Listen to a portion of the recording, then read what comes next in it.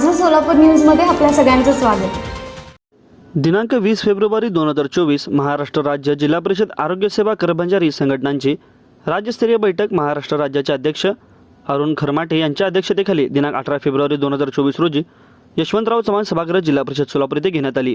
यावेळी राज्य सरचिटणीस अशोक जयसिंगपूर उपस्थित होते। या बैठकीमध्ये सर्वानुमते राज्य उपाध्यक्ष वाय.पी. कांबळे यांची निवड करण्यात आली। राज्य प्रसिद्धी प्रमुख रफिक शेख यांची निवड करण्यात आली। गेल्या 18 वर्षे वाय.पी. कांबळे हे सोलापूर जिल्हा शाखेचे अध्यक्ष म्हणून धडाधडीने कामकाज करत आहेत। ते राज्यस्तरावर गेलेल्या अनेक यांच्या रिक्त पदावर सोलापूर शाखेच्या जिल्हाध्यक्षपदी समीर शेख व कार्याध्यक्षपदी संजय उपरे व जिल्हा सचिवपदी काशीनाथ गाडे यांची निवड करण्यात आली। यावेळी सर्व नूतन पदाधिकाऱ्यांचा सत्कार राज्याध्यक्ष अरुण खरमाटे यांच्या हस्ते करण्यात आला।